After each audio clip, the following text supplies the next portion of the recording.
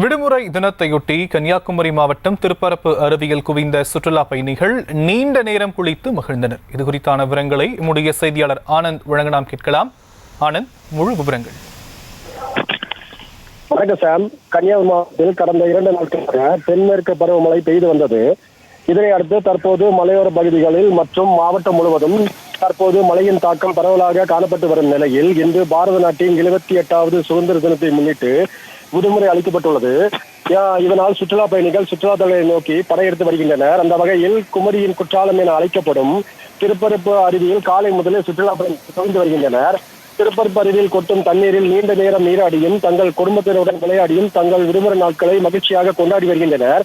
மேலும் கடந்த 2 நாட்களாக குமரி மாவட்டத்தில் கனமழை பெய்து வந்ததால் திருப்பரப்பு அருவியில் தண்ணீர் அளவு அதிகரிக்க கூடும் என்பதால் சுற்றுலா பயணிகளின் பாதுகாப்பு கருத்தில் கொண்டு தண்ணீர் குறைவாக வரும் பகுதியில் மட்டும் குளிக்க அனுமதியானது வழங்கப்பட்டுள்ளது.